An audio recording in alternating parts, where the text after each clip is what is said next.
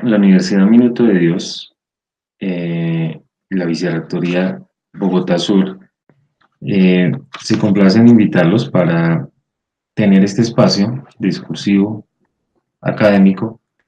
en relación a la conmemoración del Día de la Memoria y la Solidaridad por las víctimas del conflicto armado colombiano. El propósito de este encuentro es hacer un abordaje específicamente de lo que tiene que ver con experiencias ligadas a la reconciliación y a la construcción de paz que se han generado en nuestro país. El propósito no es otro, sino el de invitarlos a hacer parte de toda una estrategia para generar conciencia colectiva y trabajar con las comunidades en relación a este tema tan importante y de tanta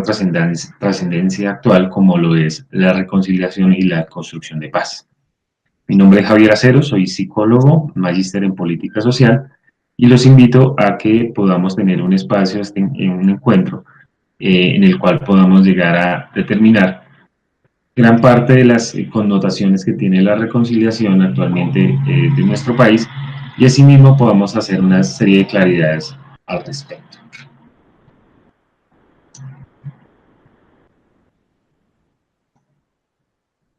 Por tanto, la invitación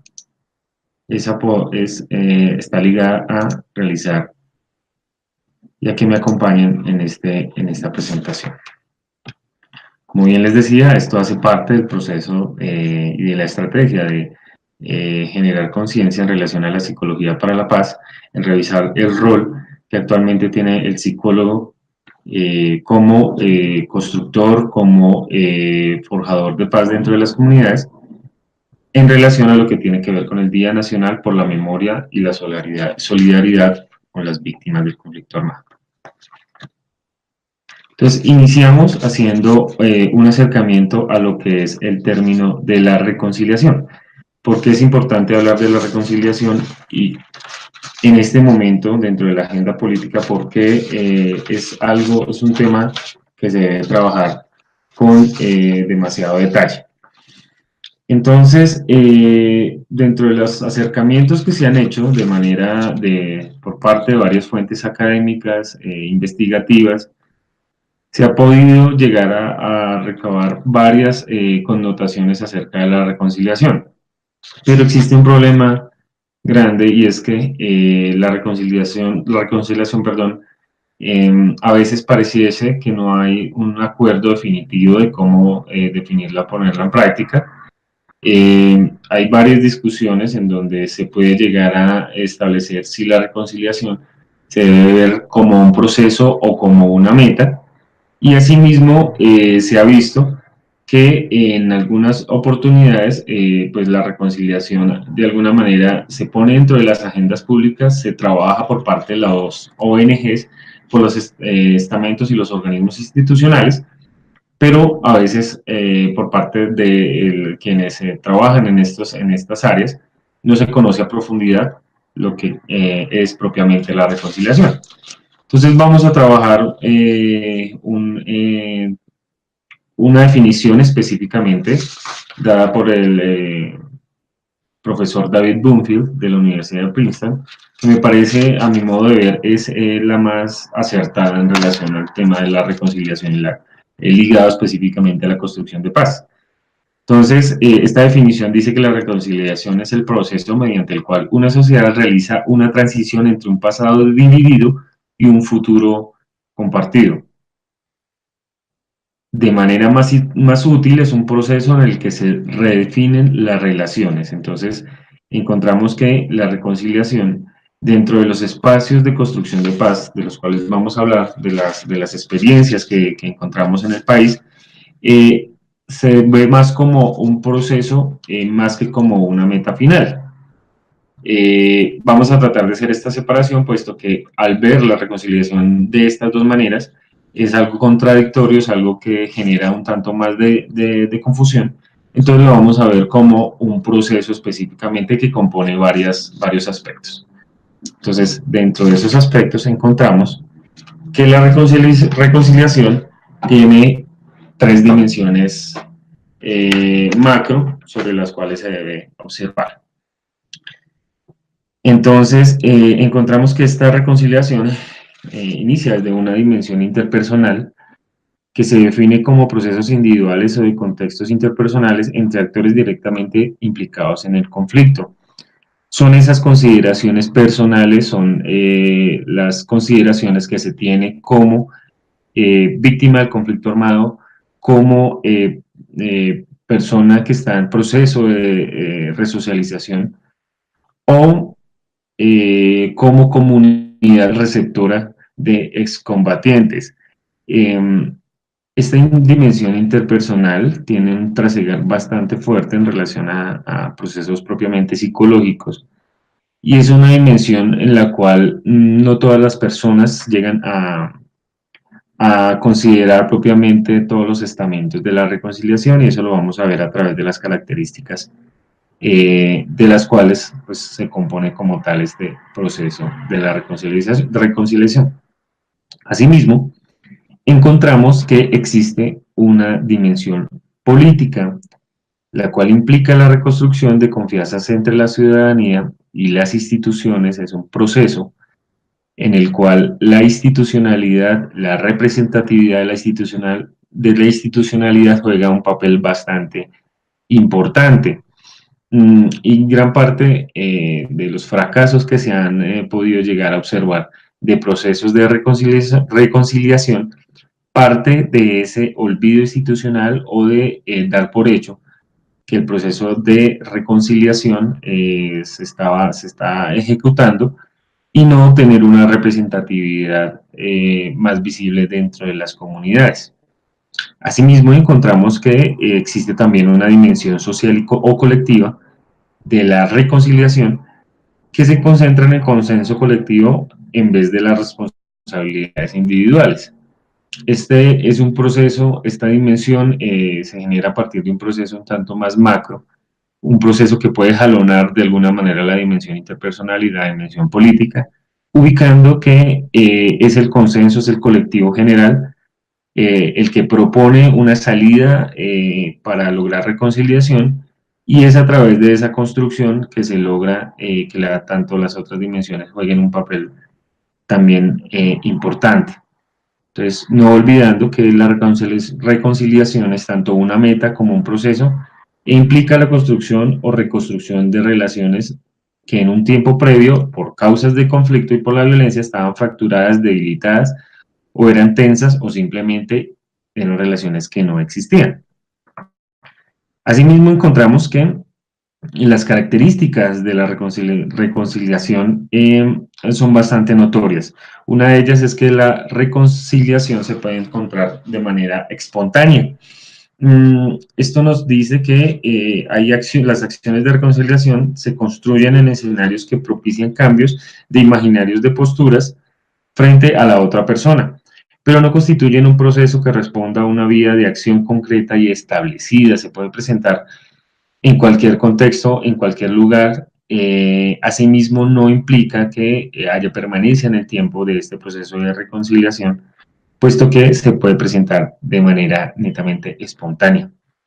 También encontramos que una característica de este proceso de reconciliación es que puede llegar a ser dinámica. Y cuando se define que puede llegar a ser dinámica, se describe que las acciones de reconciliación pueden ser coyunturales y su existencia no garantiza su misma sostenibilidad. Y este es un tema que es bien importante de detallar, sobre todo en aquellas experiencias de reconciliación que se han ejecutado y que se han podido llegar a observar en el país. Asimismo, encontramos que otra característica de la reconciliación es que puede llegar a ser parcial. Esto se define como que las acciones de reconciliación pueden darse entre algunos y no con todos los miembros de un grupo o de una sociedad. Es importante llegar a analizar este tema a profundidad, puesto que muchas veces a las personas víctimas, a las comunidades receptoras, a las personas que están viviendo procesos de reconciliación, se les pareciese que se les impone, se les dice que tienen que generar estos procesos, de alguna manera las personas lo reciben a regañadientes, pero no es la manera de hacerlo, puesto que puede que la reconciliación no se presente y se presente más de una manera parcial. Asimismo, encontramos que pueden haber alcances dentro del proceso de reconciliación. Estos alcances parten de dos aspectos que también vamos a revisar un tanto más a detalle, como lo son la coexistencia y la convivencia pacífica. Entonces, tenemos, para resumir, que la reconciliación es el cambio de las relaciones entre los miembros de una comunidad en el nivel interpersonal, la construcción de procesos colectivos que impliquen el fortalecimiento de un tejido social desde la dimensión política, así como el restablecimiento o la construcción de la confianza en el Estado y la consolidación de la consolidación, perdón, de un espacio dentro de la dimensión colectiva de las confianzas dentro de las comunidades. Entonces, vamos a revisar esos alcances de la reconciliación como parten desde procesos de convivencia pacífica y procesos de coexistencia. Entonces, iniciamos a hablar acerca de la coexistencia. Entonces, ¿qué significa este espacio ligado a los alcances de la reconciliación? Entonces tenemos inicialmente que por parte de la Real Academia Española se define la coexistencia como la existencia de una persona o de una cosa a la vez que de otras cosas u otras personas. Esto lo que hace es mostrarnos que hay personas, hay colectivos que simplemente pueden estar cohabitando dentro de un espacio físico sin llegar a negar por una parte las diferencias que se tienen por parte de cada una de las personas que cohabitan este espacio, pero sin llegar tampoco a generar enfrentamientos de manera violenta o bélica. La coexistencia puede abarcar una amplia gama de posibilidades, desde la aceptación a regañadientes de la necesidad de existir en el mismo espacio, hasta una serie mucho más positiva y compleja de actividades encaminadas a componer las relaciones, cooperar y desarrollar activamente la vida armoniosa. Este es un señalamiento que hace Kisber en el 2001, una relatora de la ONU, en donde también se asevera que la coexistencia se ajusta mejor a la premisa básica de la concertación. Se puede llegar a establecer una coexistencia como acomodación sin las connotaciones interpersonales y subjetivas de las emociones y el cambio emocional que trae consigo la reconciliación. Resumiendo, encontramos que no es necesario, dentro de la coexistencia, no es necesario que se caigan bien los unos a los otros en relación a las personas que están habitando un mismo espacio. Se basa específicamente en la ciudadanía y en el compromiso con la legitimidad que tienen las instituciones políticas. Para que exista, para que empiece a forjarse un espacio de coexistencia, se necesita esa representatividad institucional. Por tanto, en gran parte de las experiencias de reconciliación que vamos a mirar más adelante y de construcción de paz, encontramos que casi todas inician dentro de un espacio de coexistencia, y que este espacio de coexistencia, al favorecerse un tanto más, al darse una serie de estrategias que vamos a mirar más adelante y de recomendaciones, se fortaleció de una manera inmediata, logrando de alguna manera una convivencia pacífica y una posterior reconciliación. Así pues, entonces, revisamos el término de la convivencia pacífica, a qué se refiere este término específicamente, y encontramos que es específicamente la aceptación de las diferencias, el reconocimiento perdón, de un proyecto en colectivo. Básicamente la convivencia pacífica es o se da dentro de un alcance de reconciliación cuando las personas que cohabitan dentro de ese mismo espacio y que empiezan a coexistir, empiezan a revisar y empiezan a valorar las diferencias de los unos y de los otros. Pero además de esa valoración de las diferencias, empiezan a trabajar por un proyecto en colectivo. Entonces vamos a observar algunas experiencias como la del Colegio Ismael Perdomo, en las que se puede observar que este proyecto en colectivo, por ejemplo, era lograr el bachillerato, y en donde se logró saltar de alguna manera esas condiciones que de alguna manera revictimizaban inicialmente, como lo era el pertenecer a grupos armados o el haber sido desplazado por la violencia, y se logra a través de la construcción colectiva, de la construcción consensuada, un proyecto en colectivo que salta esas vicisitudes y esas condiciones, logrando de alguna manera que esas diferencias iniciales pues queden un tanto atrás. También la convivencia pacífica nos invita a generar cambios de postura, nos invita a generar espacios de reconstrucción de tejido social, nos invita al reconocimiento de cada uno de nosotros. Es así como llegamos a revisar por qué la necesidad de comprender este tipo de aspectos, por qué la necesidad de trabajar de alguna manera inmediata en relación a lo que tiene que ver con nuestro panorama colombiano, lo que tiene que ver con nuestra actual situación nacional. Entonces encontramos lo siguiente. Encontramos que dentro de lo que tiene que ver con el abordaje de las víctimas del conflicto armado, hay un total de 8.632.000 personas registradas según datos oficiales, de las cuales 7.134.646 han sido categorizadas como desplazadas a causa del conflicto armado colombiano. 984.000 personas han sido asesinadas y hay un registro de 166.000 desaparecidos. Esto no es más sino revisar que aproximadamente el 18% del total de la población colombiana ha sido víctima directa del conflicto armado. Somos un país que actualmente tiene muchísimas víctimas. Somos un país un tanto indiferente con las personas que han sido víctimas del conflicto armado, pero asimismo somos un país que en este momento lamentablemente sigue produciendo muchísimas más víctimas. No está por demás revisar que en el año inmediatamente anterior, en el año 2017, fueron asesinados 170 personas en el país que correspondían pues a líderes sociales, líderes en el proceso de restitución de tierras y líderes de colectivos que estaban también trabajando por iniciativas de paz. Entonces esto es bastante preocupante,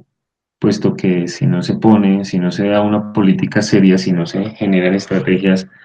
que vayan encaminadas en la restitución de los derechos de las víctimas y en garantizar unos mínimos de seguridad y de acompañamiento institucional, pues vamos a ser un país que no va a lograr superar esta pesadilla y este bache que en el cual estamos inmersos por más de 5 décadas. ¿Qué encontramos también? Encontramos que se han generado desde aproximadamente hace 30 años un sinnúmero de procesos de reinserción y de desmovilización, de los cuales pues hay registro de los últimos, sobre todo de los que se han realizado desde la década del 2000, encontrando que según datos oficiales, entre enero del 2003 y julio del 2012, dejaron las armas un total de 54.834 excombatientes de grupos armados, dentro de los cuales 35.314 pertenecían a las Autodefensas Unidas de Colombia, 15.852 a las Fuerzas Armadas Revolucionarias de Colombia, FARC, 3.195 al Ejército de Liberación Nacional, ELN, y 478 otros grupos insurgentes. Asimismo, encontramos que en la actual negociación, en los actuales acuerdos realizados en La Habana y la posterior firma del proceso de paz, aproximadamente un total de 6.382 excombatientes de las FARC pues, se encuentran en el proceso de reinserción o de desmovilización. Esto también nos muestra un panorama bastante preocupante,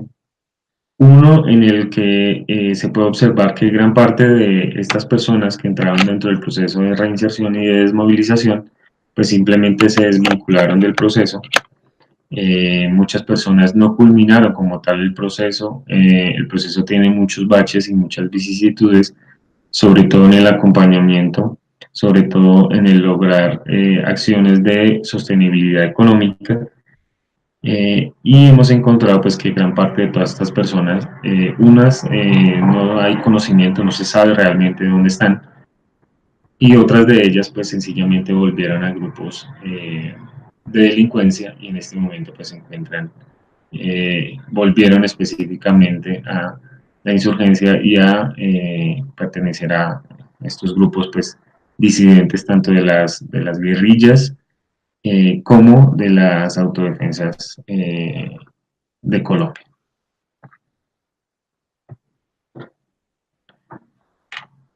¿Qué encontramos también? Encontramos experiencias de reconciliación.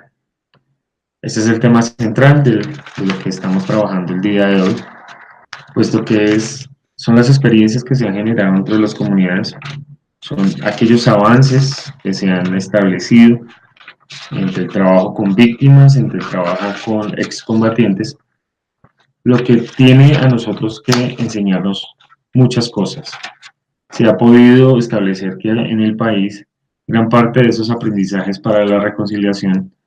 se han hecho de una manera espontánea, se ha hecho a través de estrategias y de eventos que no necesariamente tienen una incidencia dentro de la agenda pública, sino que a veces son un tanto más ocultos, son un tanto poco visibilizados. Entonces el propósito también de este encuentro es poder llegar a tener una visualización, así sea un tanto somera, así sea un tanto superficial, de estos procesos y cómo cada uno de ellos da un acercamiento y da un aprendizaje bastante notorio. Entonces, iniciamos hablando sobre la experiencia de los colectivos de café. Estos colectivos del café tuvieron lugar en la ciudad de Pereira. Aún persiste este proceso de reconciliación y de construcción de paz. Se generó específicamente durante la década del 90, se inicia, perdón, durante la década del 90, con la firma del acuerdo de paz con el EPL y la desmovilización de gran parte de las personas de este grupo. Entonces, ¿qué se logró dentro de los colectivos de paz, los colectivos del café que se generaron en la ciudad de Pereira? Número uno, se estableció a través de la conformación y de la construcción de un proyecto económico en colectivo. Se logró a través de la capacitación permanente y constante en temas ligados al cooperativismo. ¿Qué pasó con ellos? Estas personas, las personas que pertenecían a los grupos armados, generaron una cooperativa de transportes y empezaron a trabajar específicamente en la ciudad de Pereira en el servicio de transportes. Hubo inicialmente, digamos, bastantes dificultades en relación a la adaptación que tenían que hacer estas personas a la vida civil, pero dentro de la misma jugaron un papel importante varios actores que vamos a revisar. Uno de ellos fue la Universidad Tecnológica de Pereira. Este centro académico jugó un papel bastante importante en la adaptación que tenían las personas excombatientes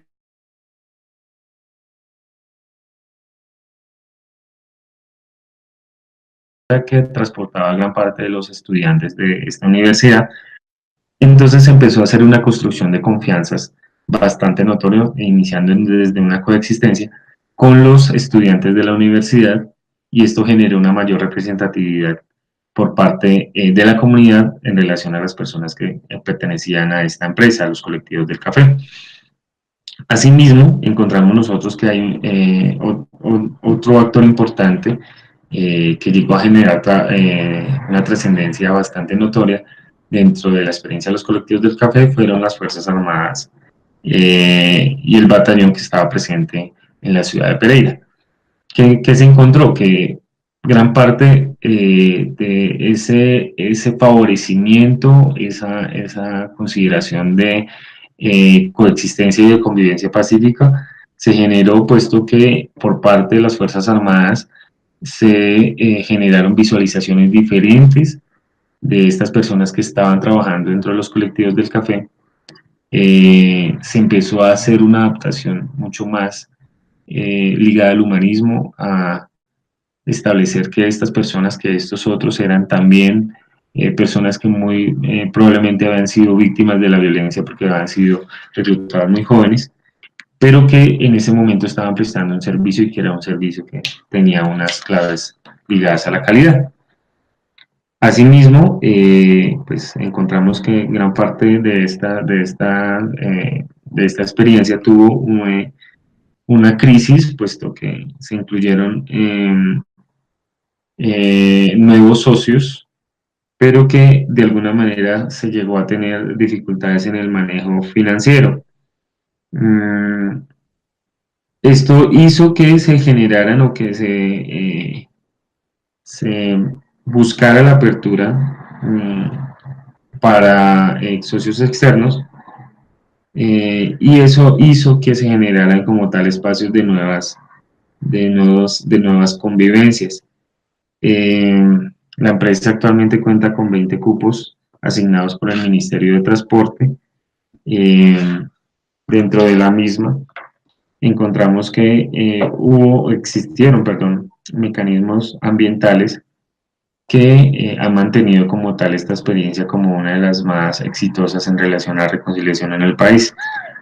Entonces, como lo nombraba inicialmente, una de las fortalezas que tiene y los mecanismos que han mantenido esta experiencia es la fortaleza de la institucionalidad. Se ha hecho un trabajo por parte tanto de las autoridades nacionales como las autoridades locales, específicamente en el municipio de Pereira, en relación a la revisión periódica y constante de esta experiencia. También está ligado a unos bajos niveles de victimización. Las personas empezaron a reconocer que los excombatientes no eran personas que iban a causar un daño, sino que estaban prestando un servicio. Y asimismo, pues se cumplió como tal un pacto político con el EPL y pues si no se logró el 100% de lo pactado, pues al menos sí una cifra muy cercana a esto. Los mecanismos que se utilizaron para tal fin, entonces fueron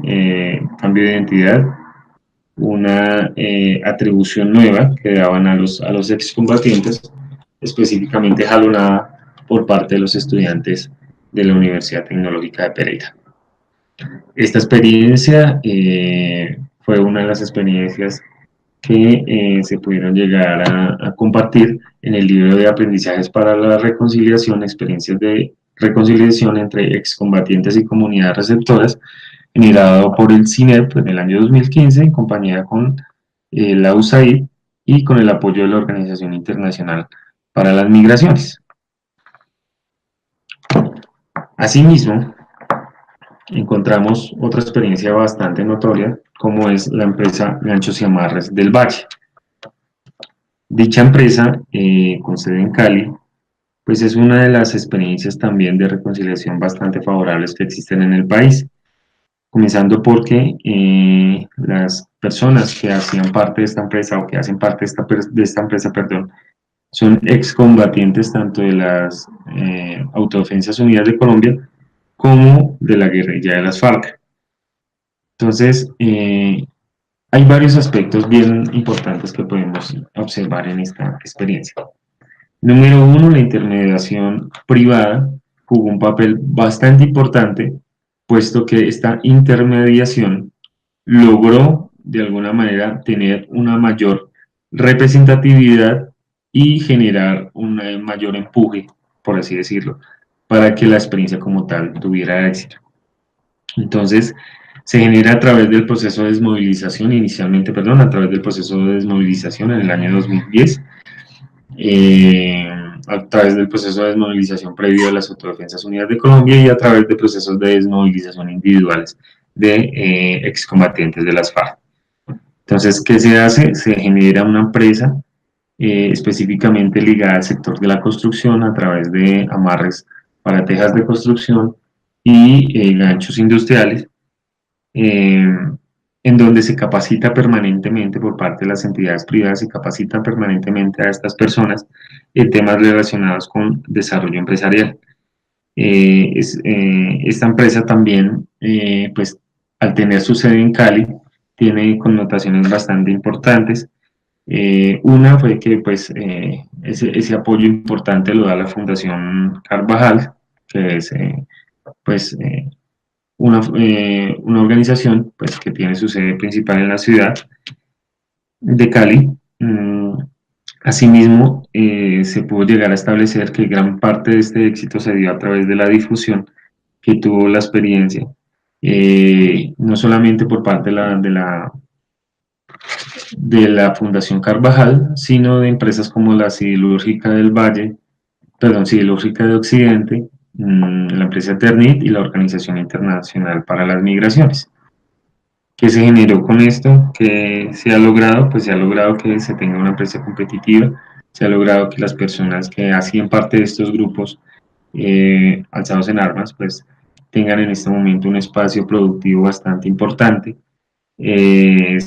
Se ha logrado que a través de mecanismos ligados específicamente a la educación,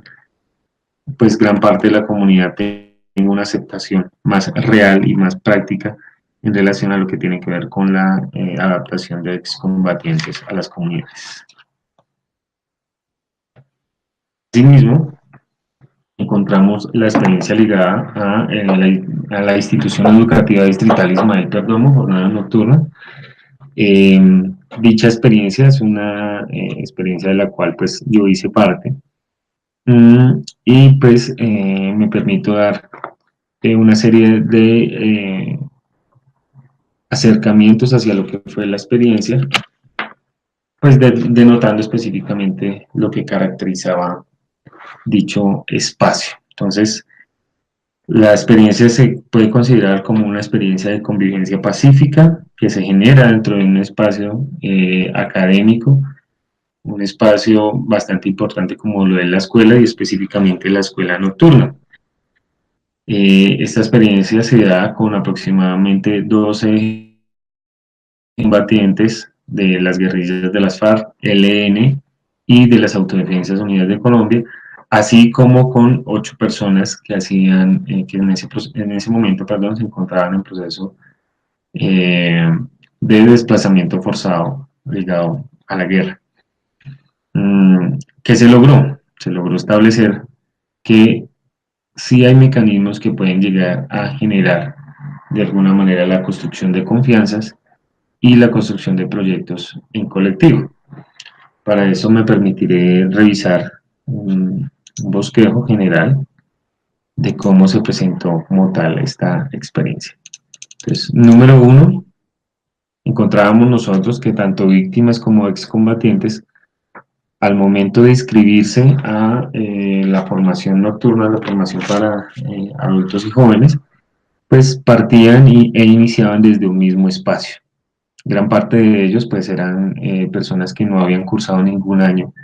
dentro de la escuela formal o simplemente solamente sabían leer y escribir.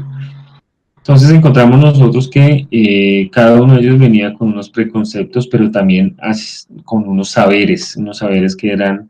que enriquecían como tal el proceso, pero que además de eso generaban mayores espacios de reconocimiento dentro de la misma escuela. Encontramos también que se reconocía la heterogeneidad de cada una de estas personas, la diversidad con la que se está presentando dentro del espacio de la escuela, y dentro de ella misma pues se podían llegar a generar varias líneas de acción que son importantes para que como tal este tipo de experiencias pues y este tipo de espacios de construcción de paz pues permanezcan y se mantengan en el tiempo. Entonces, número uno era el bienestar personal. Entonces se tenían que favorecer aspectos relacionados con el buen vivir, aunque la persona, pues digamos, no podía llegar a tener una consideración a grandes rasgos de lo que era la salud, pues dentro de la escuela debía al menos garantizarse unos mínimos al respecto, unos mínimos relacionados con un entretenimiento, un acercamiento a aspectos ligados al deporte, a la cultura y al fortalecimiento familiar. Esto cómo lo podemos llegar a observar, cómo lo podemos trabajar a través del trabajo mancomunado entre las directivas de la institución, el cuerpo docente y la comunidad educativa en general, y con un papel bastante importante por parte del Departamento de Orientación del colegio, en donde a través de mecanismos ligados específicamente a la orientación vocacional, se pudo llegar a establecer que estas personas querían como tal generar un trabajo en colectivo, querían generar un proyecto en colectivo, y pues se hizo todo lo necesario para que así se hiciera. Así pues también encontramos que se deben favorecer aspectos ligados a la convivencia pacífica, se debe establecer que la escuela nocturna debe ser un espacio transformador y un laboratorio real de paz, en donde se pueden llegar a establecer experiencias de coexistencia, convivencia pacífica y reconciliación. Encontrando también que al favorecer ese proyecto de vida, se podía llegar a establecer una mayor efectividad en la aplicación de programas como la orientación vocacional, el desarrollo de capacidades académicas y el fortalecimiento de normas y valores, encaminados y ligados de la mano de articulaciones con instituciones y de trabajo interinstitucional e intersectorial en articulación con entidades como el SENA, la Secretaría de Desarrollo Económico, la Secretaría de la Integración, ONGs, universidades y empresas privadas. Esto sencillamente hizo que se consolidara un proyecto en colectivo, se generara un restablecimiento efectivo de los derechos para las víctimas y una reincorporación efectiva a la vida de personas que estaban en procesos de reincorporación a la vida civil.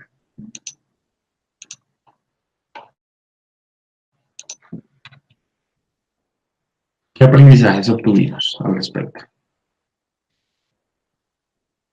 Entonces, empezando a revisar que el espacio de la reconciliación es un espacio complejo, es un espacio desde el cual, al adaptarlo a una agenda pública, a una agenda política, se debe comprender y se debe tratar de generar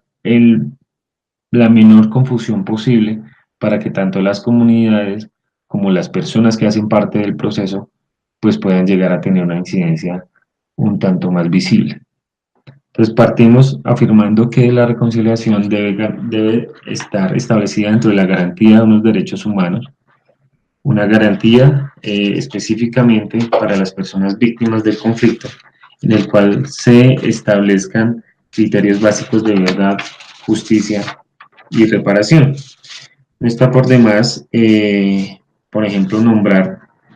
que específicamente este proceso mundiales como eh, las guerras en Yugoslavia o el genocidio de Ruanda, o específicamente cuando se trabajó desde la Comisión Sudafricana de Verdad y Reconciliación, el término de verdad y el término de perdón,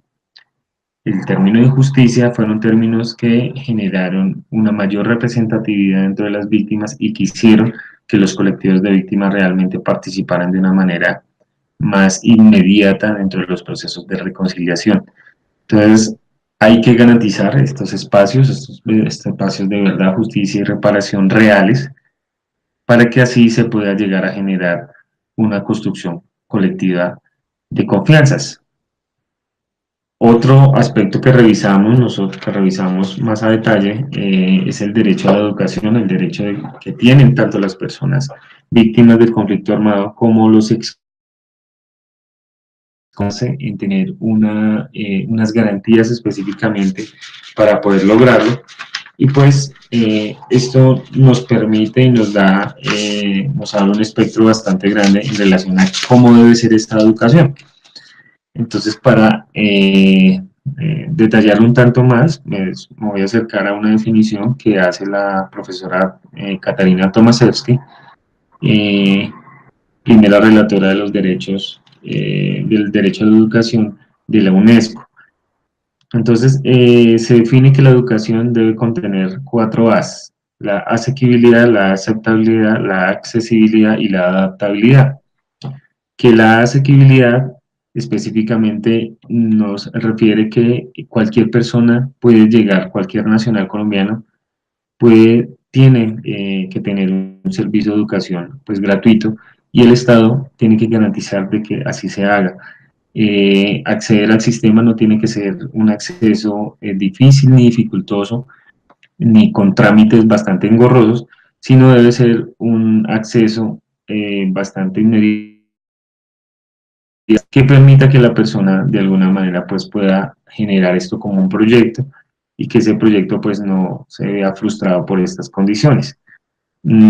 Asimismo, pues se deben garantizar dentro del espacio de la escuela, se deben garantizar el goce efectivo de los derechos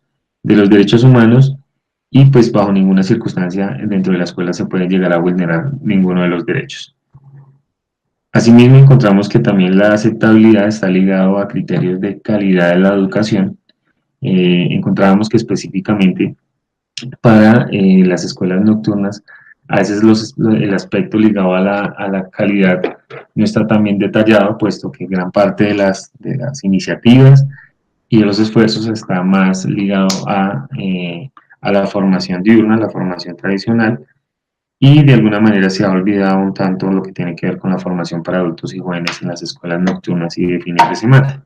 Entonces, esta bastante notoria tiene que ser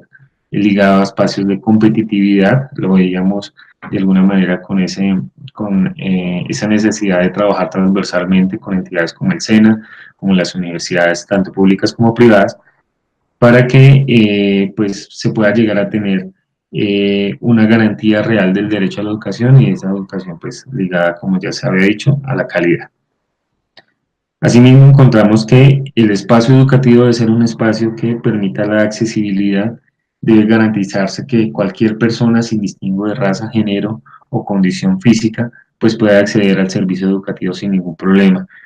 El espacio educativo, la escuela, debe ser un espacio integrador, debe ser un espacio en donde cualquier persona que tenga cualquier tipo de discapacidad pueda llegar a tener el acceso sin ningún tipo de problema. Asimismo, se debe garantizar un acompañamiento ligado específicamente a políticas de género, y pues a estrategias y a programas que vayan encaminados en el favorecimiento de la diversidad. Por último, encontramos que uno de los espacios más importantes que se debe trabajar es lo correspondiente a la adaptabilidad que tiene que tener la escuela, que tiene que tener la educación, en donde simplemente es decir que es la escuela y es el sistema educativo el que se debe adaptar a la persona y no la persona al sistema educativo, considerando con esto que se debe adaptar un mejor currículum educativo, se debe generar mejores estrategias para que las personas al momento de llegar a la escuela no se vean revictimizadas, que sus diferencias y sus diversidades sean categorizadas y sean adaptadas como riquezas realmente dentro del espectro educativo y pedagógico, y que además de eso haya una consideración permanente y constante y una evaluación de lo que se está haciendo en el trabajo con estas personas. Encontramos también que para lograr una consolidación grande del tema de la reconciliación, se debe garantizar la participación de las comunidades receptoras, la participación dentro de las formulaciones de las políticas, dentro de las formulaciones de las estrategias y los programas de construcción de paz y de reconciliación. No se debe forzar bajo ninguna circunstancia a las comunidades, no se debe forzar a que las personas reciban a regañadientes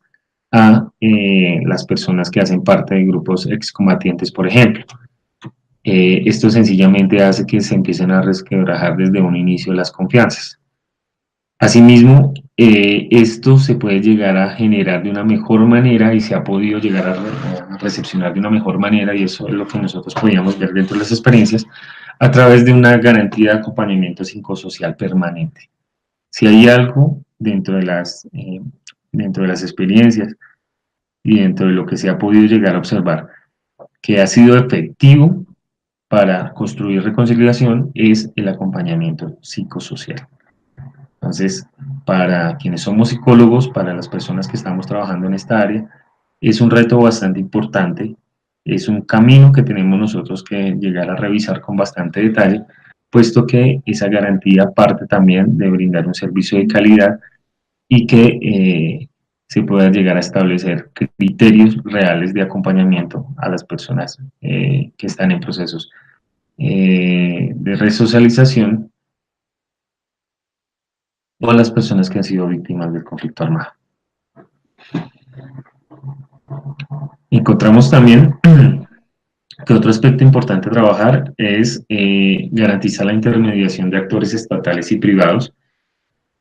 Como lo veíamos inicialmente, la reconciliación también tiene una dimensión política, pero esa dimensión política no solamente está ligada a estamentos netamente institucionales del Estado, perdón, sino que también está ligado a el trasigar que tienen actores privados. Como podemos nosotros observar, sobre todo en la experiencia de Ganchos y Amarres del Valle, fue la empresa privada la que tuvo una mayor representatividad y fue la que en términos generales pudo llegar a hacer un acompañamiento permanente y un sostenimiento del proceso de reconciliación que se tuvo con estos excombatientes. Entonces hay que garantizar que las empresas y las personas que corresponden al sector privado pues tengan un, un mayor acompañamiento, una mayor representatividad dentro de los espacios de construcción de paz y de reconciliación. Y asimismo encontramos que también hay que tener muy claro que si bien se presentan espacios dentro de la reconciliación, recordando pues que dichos espacios pueden ser, tienen unas características espontáneas, dinámicas o parciales, pues aclaramos que su existencia no garantiza su sostenibilidad. Para que se pueda garantizar esa sostenibilidad tiene que hacerse un trabajo permanente, un trabajo constante y una evaluación de todas las estrategias y cada uno de los espacios que se han podido trabajar dentro de los espacios propiamente de reconciliación y de construcción de paz. Entonces hay que tener muy claro esto, hay que tener que cualquier estrategia, no por el hecho de implementarla ya se garantiza su éxito, sino que este éxito se garantiza con los aprendizajes permanentes que se van teniendo día a día a través de la evaluación constante y a través de la revisión constante que se tenga de cada uno de estos aspectos.